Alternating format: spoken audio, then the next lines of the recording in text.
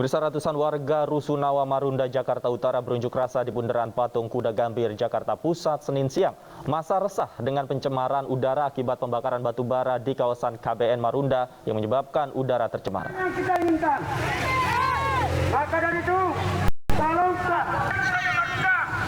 dengan membawa beragam atribut, ratusan warga Rusunawa, Marunda, Jakarta Utara menggelar aksi long march dari depan Gedung Balai Kota DKI menuju bundaran Patung Kuda Gambir, Jakarta Pusat. Aksi ini merupakan protes atas tercemarnya udara di lingkungan tempat tinggal mereka. Pengunjuk rasa menuding pembakaran batu bara dalam proses produksi di salah satu perusahaan di kawasan Berikat Nusantara Marunda mengakibatkan polusi udara berupa debu pekat. Polusi itu mengakibatkan warga mulai dari anak-anak hingga orang dewasa mengalami gatal-gatal dan terserang gangguan pernapasan atau ISPA. Massa mendesak pemerintah segera mengambil tindakan dan menjatuhkan sanksi kepada perusahaan yang menimbulkan polusi tersebut. Ada satu yang kita mengkhawatirkan adalah tentang ISPA yang kita tidak bisa lihat hari ini, mungkin 5 tahun, 10 tahun ketika anak-anak kami ingin masuk kepolisian, ingin masuk PNS dan ingin masuk TNI, tiba-tiba parunya sudah bolong karena hari ini. Maka hari ini adalah hari perlawanan kami untuk menuntut keadilan agar generasi kami, generasi Rusunawa Marunda itu bisa setara dengan generasi-generasi masyarakat lainnya.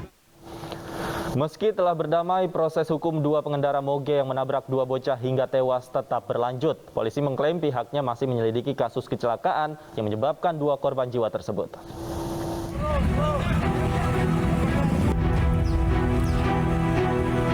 Dua anak kembar tertabrak dua sepeda motor Harley Davidson saat sedang menyeberang jalan di Desa Tunggilis, Pangandaran, Sabtu lalu. Menurut saksi mata, rombongan motor besar ini melaju dalam kecepatan tinggi sehingga kedua korban terpental beberapa meter hingga masuk ke parit. Kedua korban yang masih duduk di bangku kelas 2 sekolah dasar ini meninggal dunia akibat luka parah di bagian kepala. Ibu kedua bocah yang masih berusia 8 tahun ini histeris hingga akhirnya tak sadarkan diri. Setelah disemayamkan di rumah duka dan disalatkan, kedua jenazah korban dikebumikan tak jauh dari rumahnya. Pihak HDCI pun hadir dalam pemakaman ini. Tokoh masyarakat mengapresiasi niat baik dari HDCI, meski demikian proses hukum tetap berlanjut karena sudah menimbulkan korban jiwa. Ya harus ditegaskan bahwa perkara hukum, tindak pidana ini tetap akan dilanjut karena walau bagaimanapun dua nyawa sudah menghilang. Dan tadi melalui divisi hukumnya dari HDCI meyakinkan bahwa proses hukum tetap berlanjut. Makanya itu yang menjadi alasan bahwa pengendara yang sampai memakan korban tadi tidak ikut takziah dan ziarah ke sini dikarenakan dia sendiri sedang menjalani proses di Polres. Polisi mengklaim telah mengamankan pengendara moge yang menabrak dua bocah. Pihaknya kini masih menyelidiki kasus kecelakaan yang menyebabkan dua bocah meninggal dunia. Dari Pangandaran, Jawa Barat, Irfan Ramdiansah, iNews melaporkan. Bagaimana kronologis kejadian tersebut? Benarkah proses hukumnya terhenti setelah proses damai dilakukan korban dan pelaku? Kami akan bahas bersama AKP Zanwar Cahyowibowo, Kasat Lantas Polres Ciamis. Halo, selamat sore Pak Zanwar. Selamat sore, Mas. Baik, Pak Zanwar, terkait dengan bocah kembar yang tewas ditabrak moge ini, saat ini proses hukumnya seperti apa? Baik, kami dari Polres Ciamis melaksanakan proses hukum, yaitu dari penyidikan dan kemarin sudah dinaikkan menjadi penyidikan.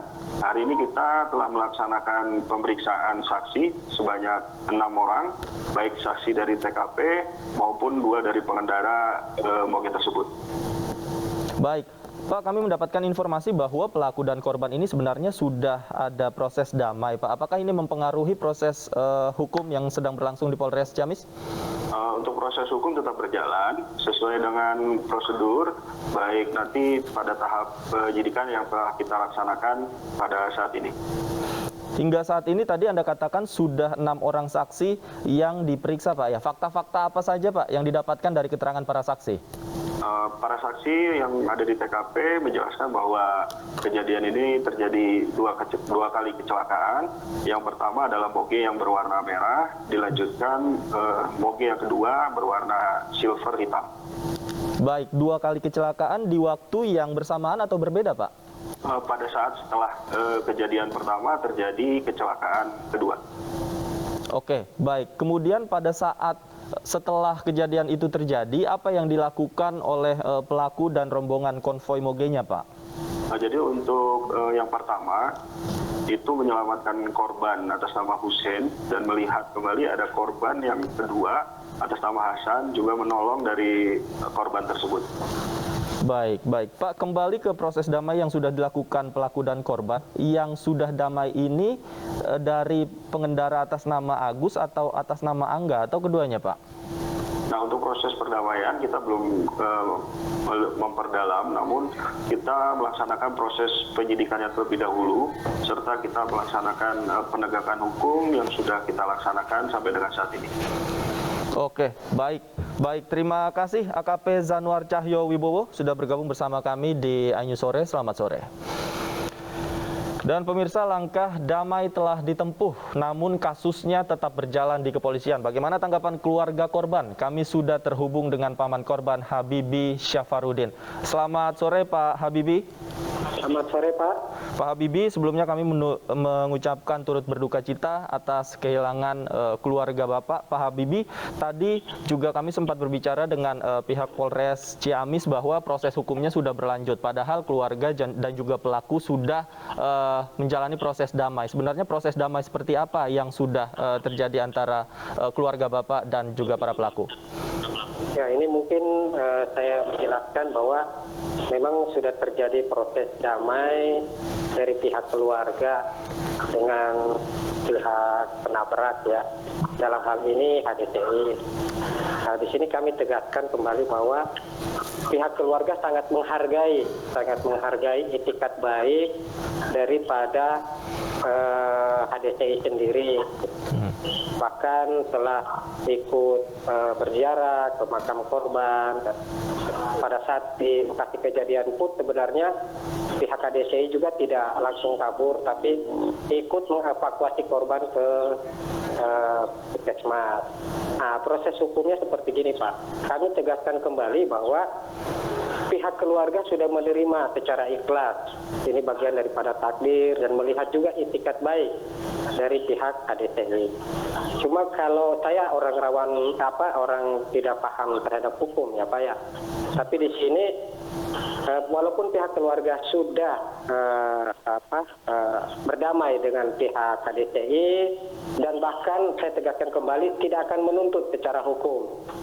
Tapi dari proses kecelakaan ini yang sudah mengakibatkan 2 korban jiwa ini kan bukan delik aduan ya Pak ya, menurut yang saya pahami.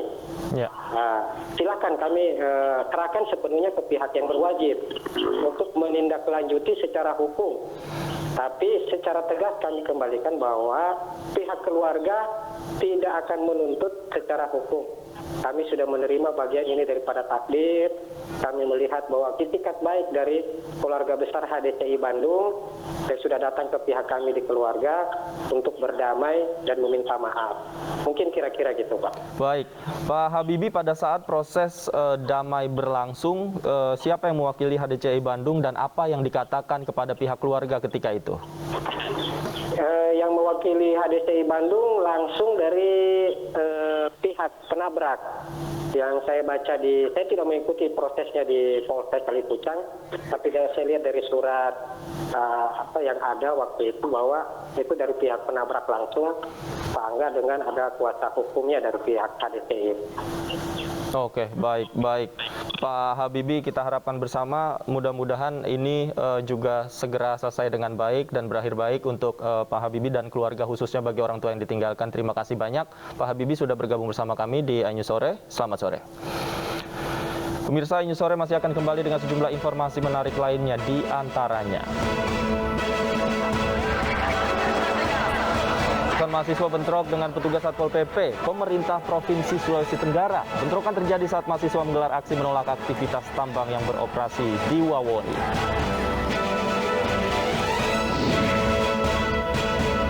Hari ini Presiden Joko Widodo mengunjungi kawasan titik 0 km ibu kota negara di Penajam Pasir Utara, Kalimantan Timur. Selain melakukan prosesi ritual Kendi Nusantara, Jokowi juga akan bermalam di lokasi tersebut. Kami hadirkan usai jeda, tetaplah di Ayu Sore.